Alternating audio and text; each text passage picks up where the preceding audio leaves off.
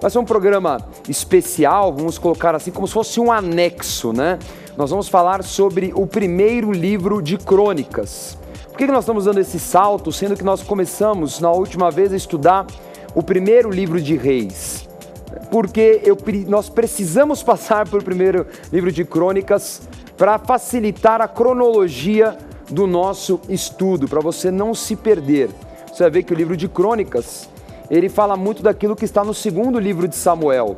Então, para nós continuarmos a falar sobre Salomão nas próximas aulas, nós precisamos entender um pouco do livro de Crônicas, que vai falar sobre a preparação da construção do templo da parte de Davi, porque quando nós vamos falar sobre Salomão, nós vamos também falar agora sobre a construção efetivamente do templo. Então, se nós pularmos Crônicas, vai ficar um pouquinho atrapalhado. Então, uma coisa boa é que em uma aula nós vamos falar de todo um livro. E você pode participar pelas nossas redes sociais, pela nossa página oficial do Facebook, facebook.com/CEADProfetas, ou pode ligar aqui no telefone 21 14 11 60, tirar a tua dúvida e assim por diante. Bom, falando do livro de Crônicas, o livro de Crônicas ele não tem um autor oficial, ainda que alguns falem até de Esdras, por exemplo, que foi um grande escriba. Não se sabe oficialmente quem é esse autor, mas que foi possivelmente escrito por volta do ano 400 a.C. O que é interessante você entender do livro de Crônicas comparado, por exemplo, ao livro dos Reis, é que o livro de Crônicas vai ter o seu foco muito no reino de Judá, que é o reino do sul de Israel. Nós vamos ver nas próximas aulas, depois de Salomão, que o reino vai se dividir entre 10 tribos do norte, que vai se chamar Reino de Israel, e duas tribos, na verdade, do sul, que será o reino de Judá. Então vão ser 2 reinos em Israel.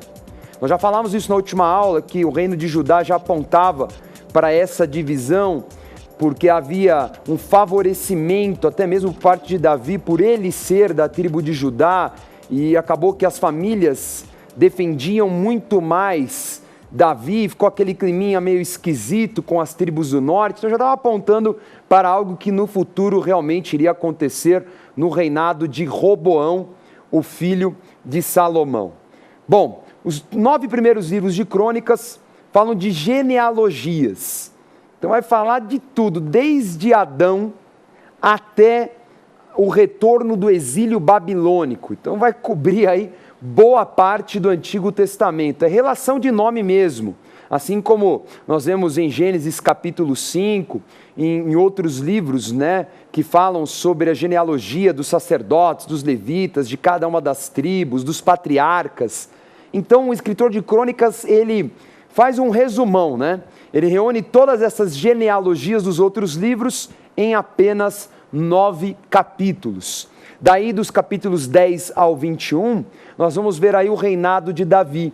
E é uma leitura, é um texto muito parecido com o que é narrado no segundo livro de Samuel. É muito similar. Então a gente não vai detalhar os capítulos 10 a 21, porque nós já falamos sobre o segundo livro de Samuel, vamos acabar repetindo o assunto. O ponto é, nós vamos tratar o que tem no primeiro livro de Crônicas que não tem no segundo livro de Samuel e nem no primeiro livro de Reis, que são os capítulos 22 até o 29, que é um texto muito exclusivo destes escribas, né, que tinham um contato direto com a história da tribo e do reino de Judá, que vão falar sobre os preparativos para a construção do templo por parte de Davi.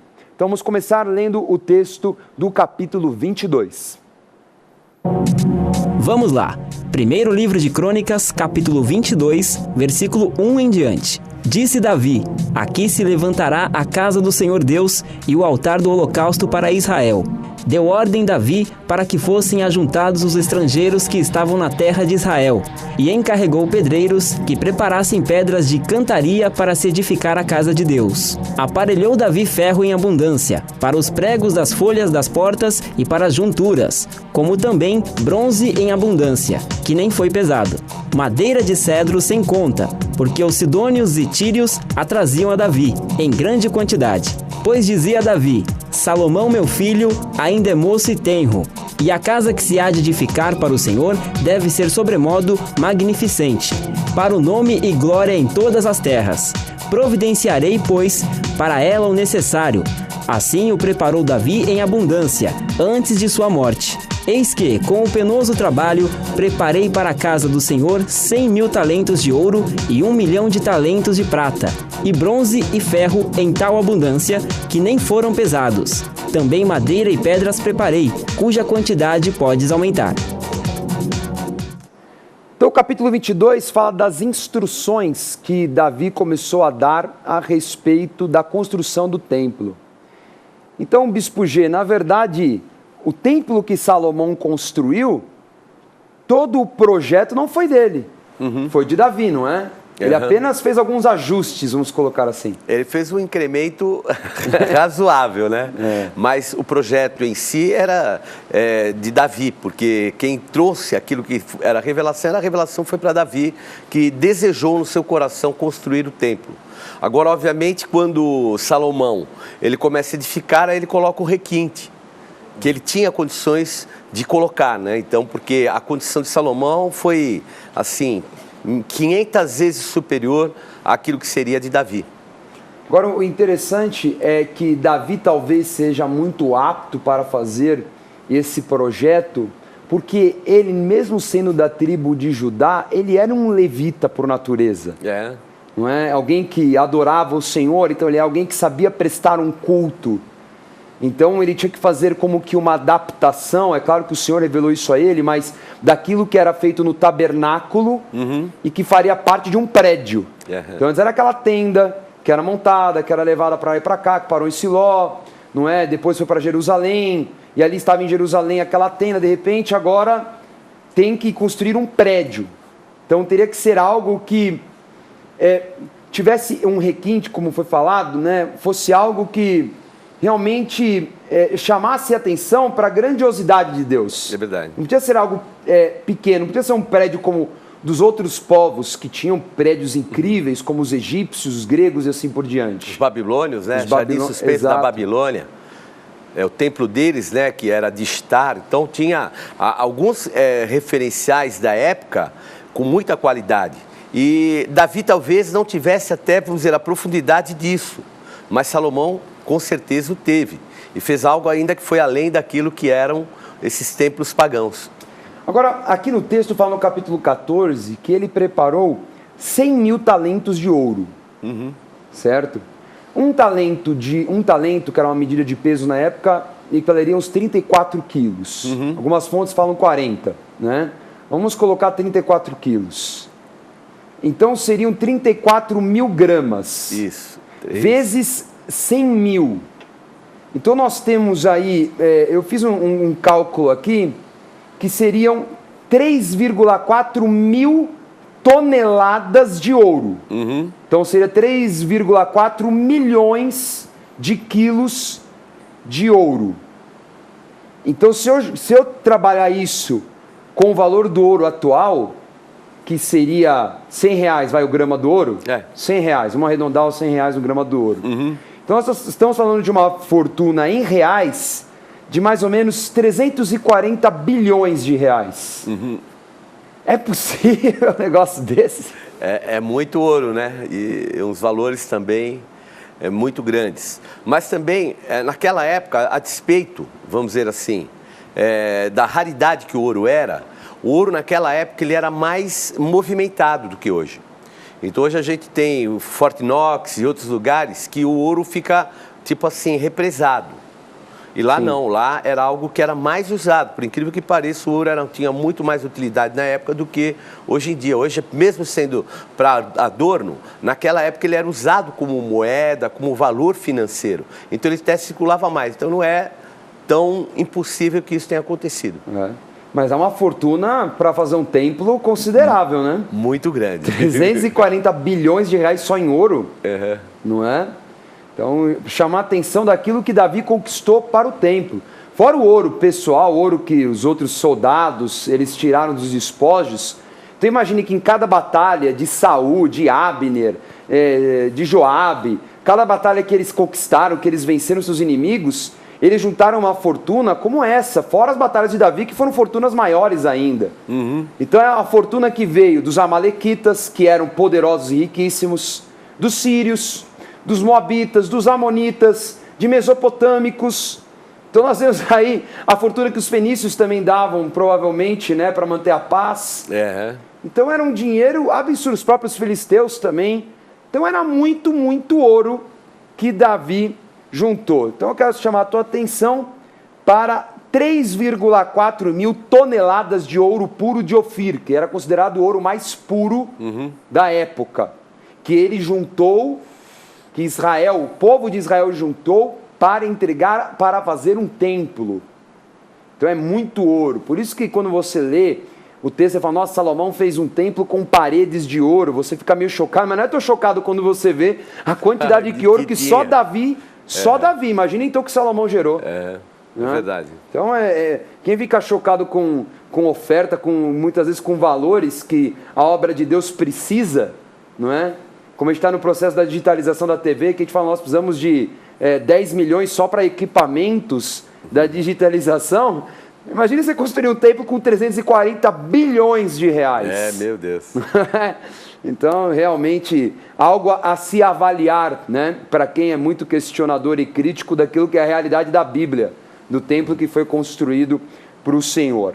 Nós vemos depois no capítulo 23, que Davi ele faz uma relação para Salomão de todos os levitas que trabalhavam durante o seu reinado, e como seria o ideal para os levitas trabalharem na construção desse templo. Então vamos ver nesse diagrama agora, como ele dividiu os 38 mil levitas. Então primeiro vamos ver isso aí, a distribuição dos levitas. Então são 24 mil levitas para a construção do templo, né? Não necessariamente colocar a mão na construção, mas para administrar a construção. 6 mil para oficialização, papelada, né, parte burocrática. 4 mil para guardar os portões. Imagine 4 mil guardas só para ficarem fazendo os turnos da segurança dos portões, porque afinal ia ter muito ouro rodando ali, né? Então tinha que ter bastante guarda. E 4 mil para adoração. Então olha que coisa louca, Bispo G. Imagine que durante a construção tinha 4 mil pessoas louvando a Deus em turnos. Não é? A adoração contínua, criando um ambiente.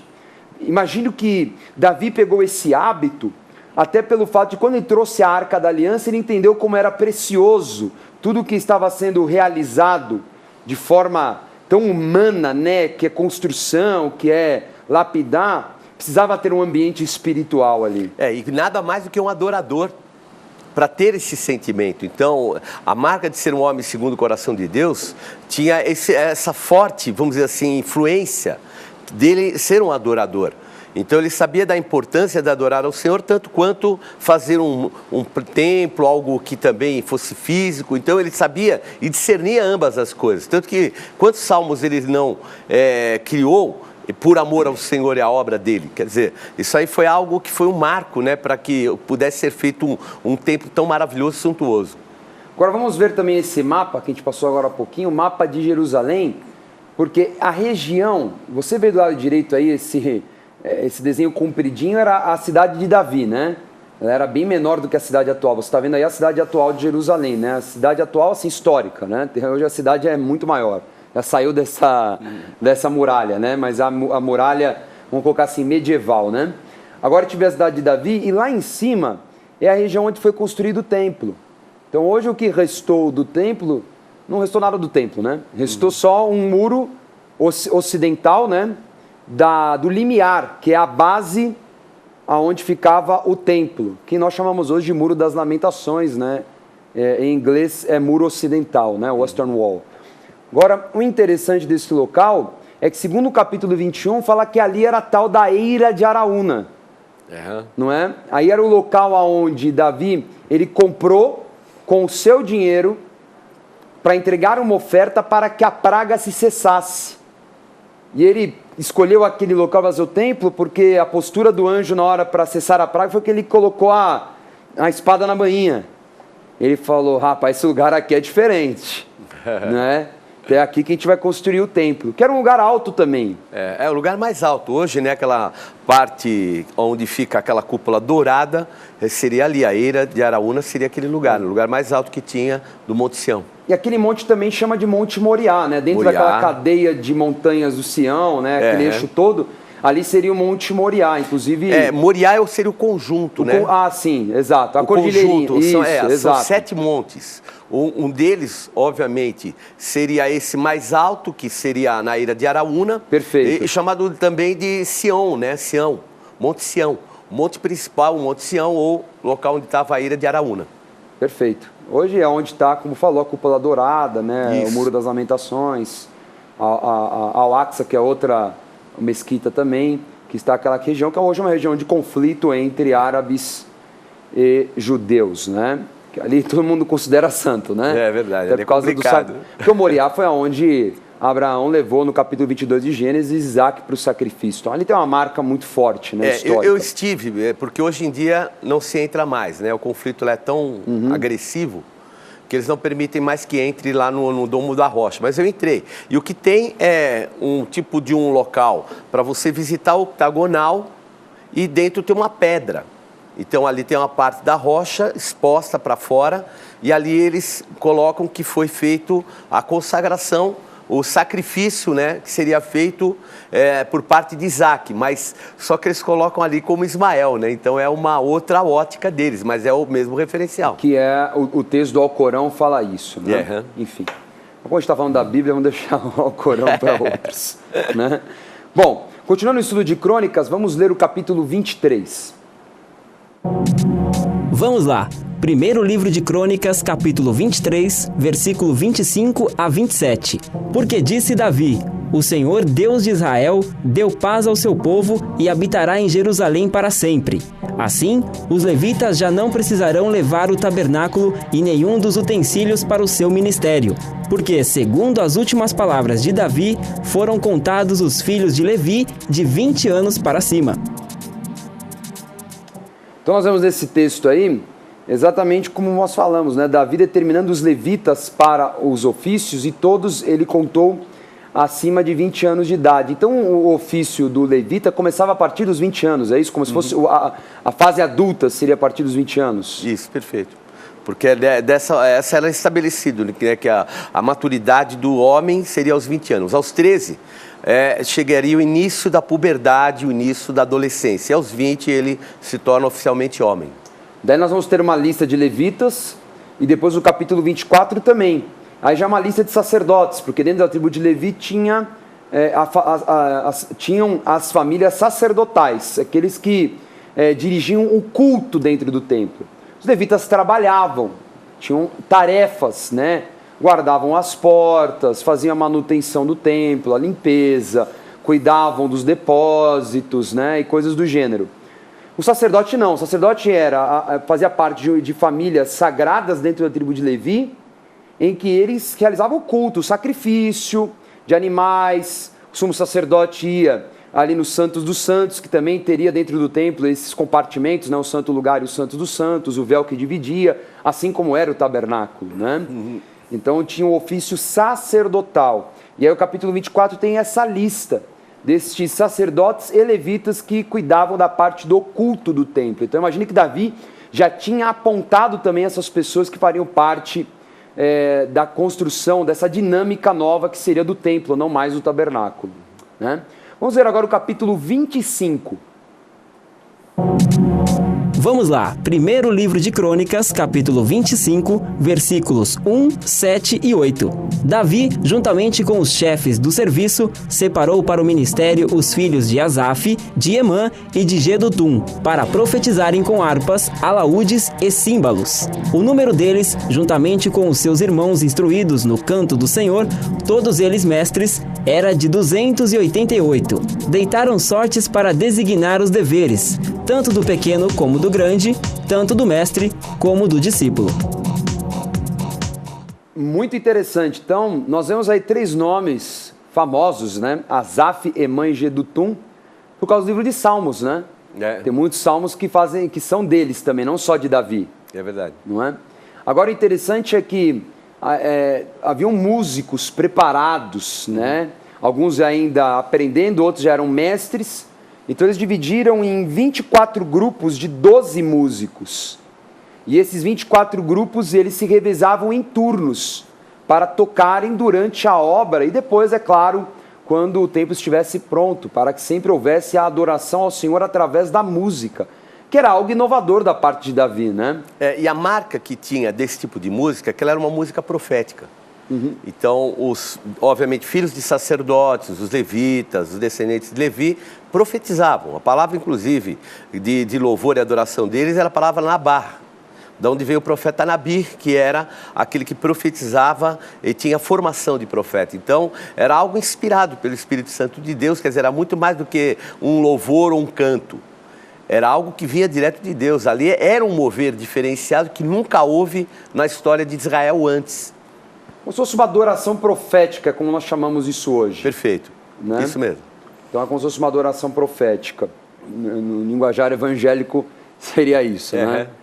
Então é muito interessante porque havia uma ordem, havia uma organização. E fala que eles tiravam sortes. Provavelmente era pelo Urim e Tumim, né? Urim e Tumim. Tumim, né? Isso. Porque o Urim e Tumim que acontecia que funcionava por sorte, né? Nas pedras, né? E aí eles iam determinando lá a escalinha, né? Você fala assim, puxa, tem escala na igreja? Mas já tem há muito tempo já, viu, cara? Boa. Porque tem muita gente que fica, puxa, precisa de escala para servir a Deus. Precisa, e tinha a escala de quem profetizava pelo Espírito Santo. Então, olha só. Vê o nível de envolvimento que a gente tem que ter com a obra e a disciplina que a gente tem que ter, porque às vezes as pessoas espiritualizam muito. Tudo é espiritual, só que esquecem que a disciplina é algo apostólico. E a igreja, que é a reunião, né, essa organização de pessoas para adorar, para prestar um culto e tudo mais, ela mantém essa ordem como era no templo no Antigo Testamento. As coisas não foram anuladas. Talvez mudaram os nomes, né, dos oficiais. Agora, no Novo Testamento, o diácono, o presbítero, o pastor, o bispo, né, o apóstolo. Então, as autoridades, talvez nesse sentido, sim. Mas muitas coisas, elas permaneceram no Antigo Testamento, como o levita, aquele que canta. E olha só que o levita não era só o que cantava no altar, ia lá, tocava e acabou ali. Ele limpava o templo, fazia manutenção, guardava o templo, recolhia as ofertas, administrava até as finanças. Verdade. A sorte deles é que com o tabernáculo ainda eles tinham que carregar o tabernáculo, né? Pois é. Agora não, agora o templo era fixo, apesar de ser grande, ter muito trabalho, tudo, mas o mais difícil era carregar o tabernáculo, que era mais bem árduo, pesado. mais pesado, né? Era verdade. Você viu que Davi aliviou, falou agora, gente, ó, pensa no lado positivo, né? O prédio é grande, mas pelo menos está fixo. Né? Muito bem, vamos ver agora o capítulo 26, que nós vamos ver algumas figuras antigas aparecendo dentro destas listas de Davi. Vamos lá, primeiro livro de Crônicas, capítulo 26, versículo 8 em diante. Todos esses foram os filhos de Obed-edom. Eles, seus filhos e seus irmãos, homens capazes e robustos para o serviço, ao todo 62. A esses turnos dos porteiros, isto é, a seus chefes, foi entregue a guarda, para servirem como seus irmãos na casa do Senhor. Este Selomite e seus irmãos tinham ao seu cargo todos os tesouros das coisas consagradas que o rei Davi e os chefes das famílias, capitães de milhares e de centenas e capitães do exército tinham dedicado. Dos despojos das guerras, as dedicaram para a conservação da casa do Senhor, como também tudo quanto havia dedicado Samuel, o vidente, e Saul, filho de Quis, e Abner, filho de Ner, e Joabe, filho de Zeruia. Tudo quanto qualquer pessoa havia dedicado estava sob os cuidados de Selomite e seus irmãos. Seus irmãos, homens valentes, 2.700, chefes das famílias. E o rei Davi os constituiu sobre os Rubenitas, os Gaditas e a meia tribo dos Manassitas, para todos os negócios de Deus e para todos os negócios do rei. Muito interessante a organização de Davi. Primeira preocupação com os tesouros, tanto que nós vamos ver no projeto, né, do templo, que tem celeiros, né, como que depósitos dentro do prédio, né? Nas laterais do prédio tinham depósitos onde se guardavam todos esses tesouros. Agora é interessante que esses tesouros não eram só de Davi, muito interessante como o escritor falou, olha, não é só de Davi. Davi conquistou o máximo, conquistou mais. Mas também tem tesouro que Saul conquistou, Samuel conquistou, Abner conquistou, Joabe, homens que não podem ser esquecidos. É verdade. Porque eles foram instrumentos de Deus para exercer juízo contra os inimigos. E para juntar esse despojo, como cumpre a palavra, que o ímpio vai amontoar e ajuntar para o servo de Deus, para abençoar o servo de Deus. Uhum. Então Davi, ele estabelece essas funções e ele coloca pessoas chaves, como por exemplo os filhos de Obed-Edom. Quem se lembra de Obed-Edom, né? Obed-Edom, aquele estrangeiro em que recebeu na sua casa a Arca da Aliança, né? De Gate, né? Filisteu, guardou ali na sua casa a Arca da Aliança por 3 meses, por causa daquela situação que a arca tinha caído e o Uzá tinha sido morto porque tocou na arca. Davi ficou indignado. Só que dentro da casa ali de Obed-Edom, houve prosperidade e bênção. E Davi, mesmo sabendo que eles eram estrangeiros, trouxe eles para trabalhar no ofício dos levitas, como guardas, né? Uma função mais robusta, né? Aquela coisa de o guarda de elite, né? Aquele cara que vai trazer peso ali para a proteção do prédio. Agora, interessante esse ponto de vista de Davi, né? Porque até, não, só levita, não. Colocou o filho de Obed-Edom, de um estrangeiro, pela fidelidade. E aí traz essa alusão de que, como os estrangeiros também estão incluídos no culto ao Senhor. E quando nós vamos ver lá em Reis, quando Deus fala com Salomão sobre a oração, e Salomão também fala isso para Deus, que todo estrangeiro que for à casa do Senhor e orar, o Senhor também vai ouvir naquela casa.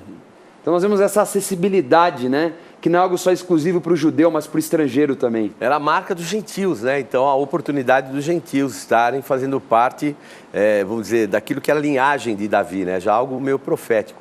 Então os primeiros versículos do capítulo 26, ele vai fazer a lista dos guardas do templo, que vão ser turnos de 22 oficiais. Então iam ficar 6 a leste. Por que 6 a leste? Né? Um número maior. Por causa que as portas do templo ficavam a leste.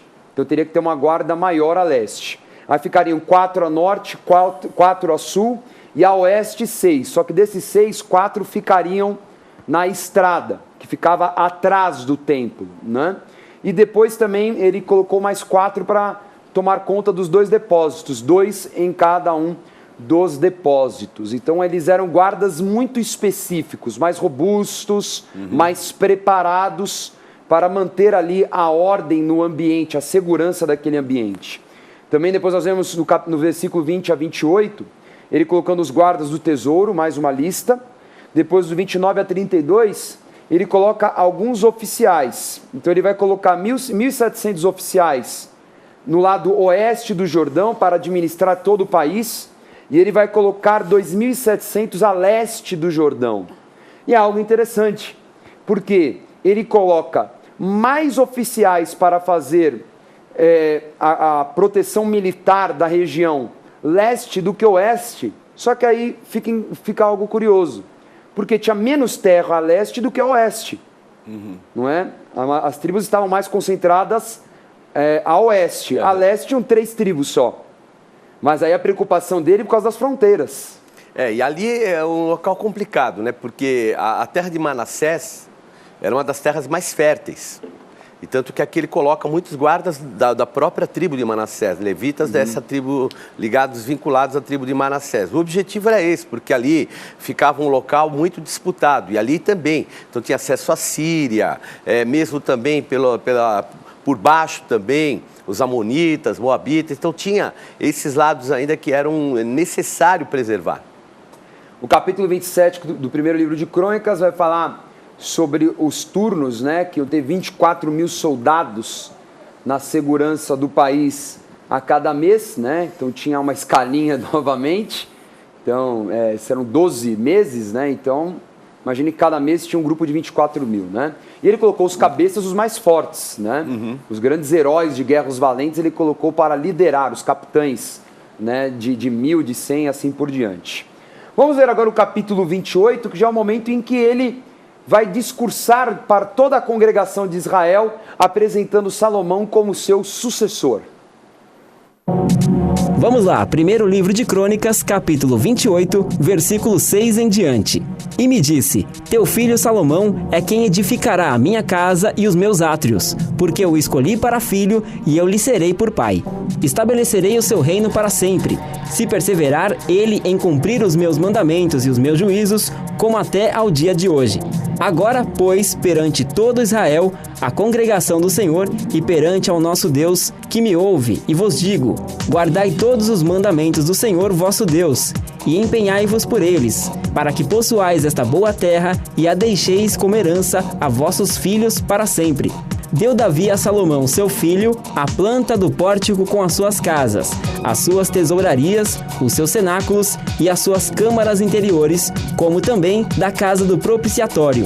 Também a planta de tudo quanto tinha em mente, com referência aos átrios da casa do Senhor, e a todas as câmaras em redor, para os tesouros da casa de Deus, e para os tesouros das coisas consagradas, e para os turnos dos sacerdotes e dos levitas, e para toda a obra do ministério da casa do Senhor, e para todos os utensílios para o serviço da casa do Senhor.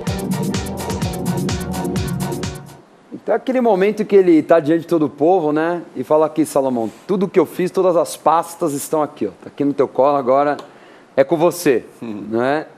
Então ele vai ungí-lo publicamente, vai apresentar. Agora, o que é curioso, Bispo G, é que com Davi a relação com Deus era incondicional. E nós vemos aqui Deus falando de uma forma condicional. Fala: Salomão, se me seguir, se for obediente, eu vou estabelecer o seu reino para sempre. É diferente, né? Se nós vemos que Davi foi um homem escolhido em Israel, ele não era para ser rei. E ele foi um homem escolhido segundo o coração de Deus. Então, aquilo que Davi falou para Mical, né? Antes que teu pai fosse escolhido como rei, eu já o era. E ele nem tinha nascido ainda, eu acho que nascendo. Mas ele era um homem segundo o coração de Deus, então entre todos os homens ele foi o escolhido. Agora, Salomão é sucessão dele. Então, ele não era alguém que foi desejado por Deus no sentido de vir ali para ser o rei, mas alguém que era de uma sucessão de Davi. Obviamente consagrado desde o ventre, sem dúvida, foi chamado de Gedidias, mas o Senhor sabe que é o futuro, né? Pois é. Salomão, né, ele foi constituído muito novo e tem uma fortuna na mão para administrar, né? Bem grande. Bem grande, mas Deus deu sabedoria para que ele multiplicasse, né, essa fortuna.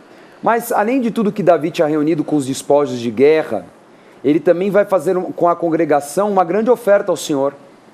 E ele vai reunir essa congregação e vai propor que o povo também oferte, para que, além de tudo que nós falamos, né, os 340 bilhões de reais em ouro, e mais prata e tudo mais, ele ainda falou ao povo: vocês têm que ser participantes, né? O povo não pode, não é só aquilo que a gente conquistou em guerra, mas vocês também se envolverem com essa construção, vocês terem um memorial dentro desse templo. Vocês precisam fazer parte dessa história. E é exatamente assim que termina o livro de Crônicas. Vamos ler o capítulo 29.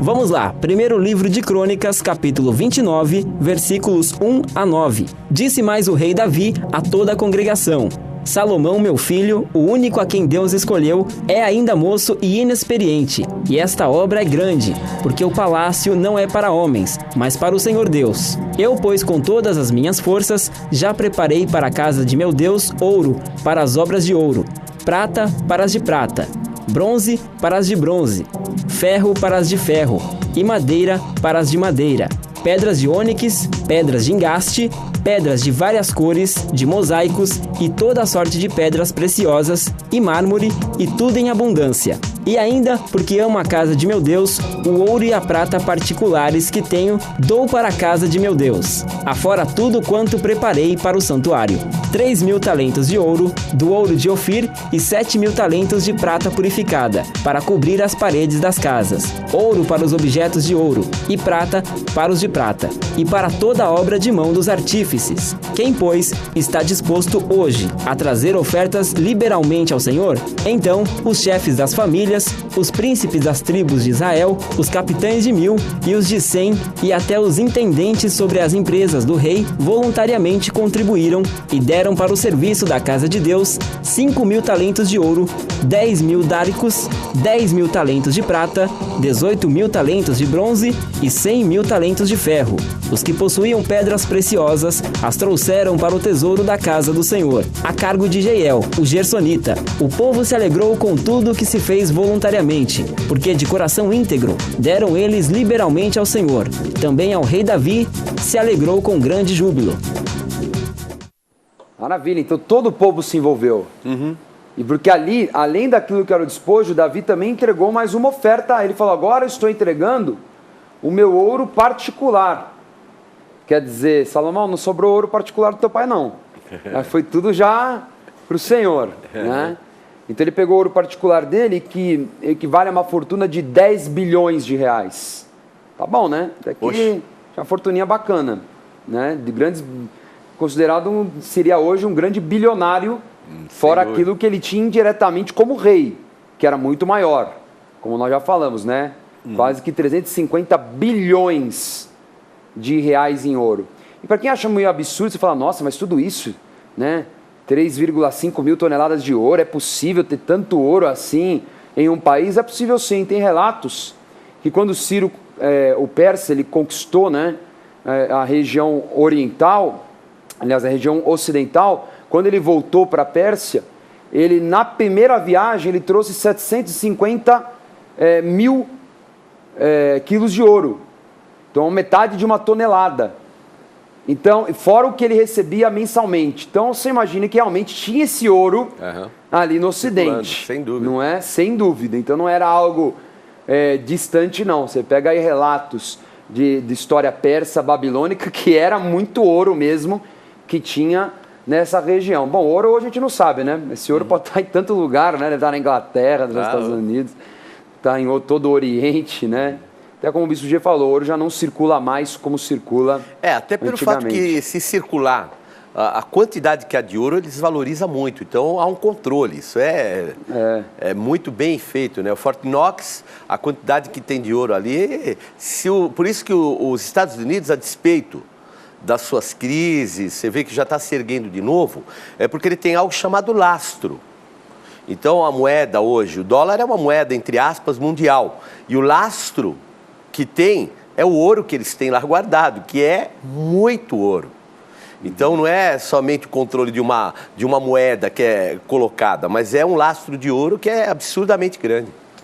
Então, aí o livro acaba com os versículos 10 a 25 do capítulo 29, com a consagração de Salomão como rei em Israel. Acredite-se, alguns historiadores falam que Salomão foi ungido entre os 12 a 15 anos e assumiu o reinado oficialmente com 20 anos. Davi deveria ter uns 70, né, quando ele passou o reinado para Salomão, porque ele começou a reinar com 30, reinou 40 anos em Israel, então Davi já deveria ter uns 70 quando Salomão assumiu o reino. E assim encerra o livro de Crônicas, o primeiro, que é um livro muito importante para que nós possamos continuar falando sobre Salomão nas próximas aulas. Antes da revisão, quero dar a dica Gospel Bay, para você dar de presente, a você que ainda nem deu presente de Natal, meu Deus do céu, hein? Ainda dá tempo, hein? Você pode comprar agora pelo site gospelbay.com.br esta coleção Formação Apostólica. São 3 livros que vão te ensinar a como servir a Deus, como atender às necessidades da obra, como ser um evangelista, como ser um pregador, como ser um bom diácono, como ajudar no dia a dia das atividades da igreja, como ser um oficial, como nós falamos hoje, né, no templo. Então nós temos 2 cursos, nós temos a formação de aspirantes, que é esse verdinho aí na tela, que vai ensinar você a visão da igreja, a visão apostólica. Esse livro amarelo é a formação de diáconos, que é como servir o corpo de Cristo, né, as atividades de um diácono. E esse azul, que é o de presbíteros, que é o desenvolvimento na palavra e na gestão de pessoas. Essa coleção com um preço super acessível pelo site gospelbay.com.br. ou pelo Televendas 3500-1222. Você vai receber na tua casa com toda a comodidade e segurança e o pagamento é facilitado.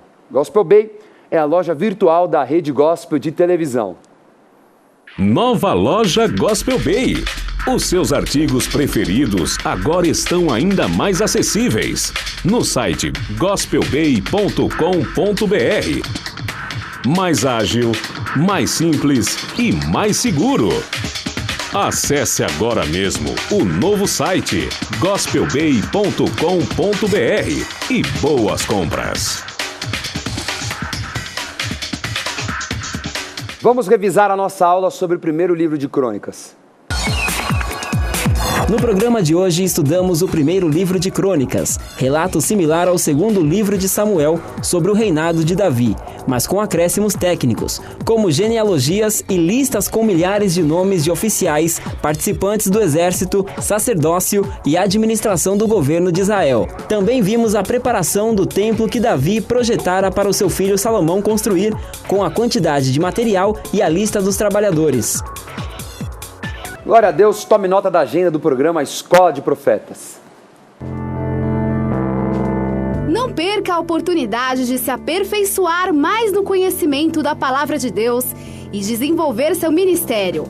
Participe dos cursos do Centro de Estudos Apostólico. Para mais informações, acesse ceaapostólico.com.br ou entre em contato pelo telefone 11 3203 0641.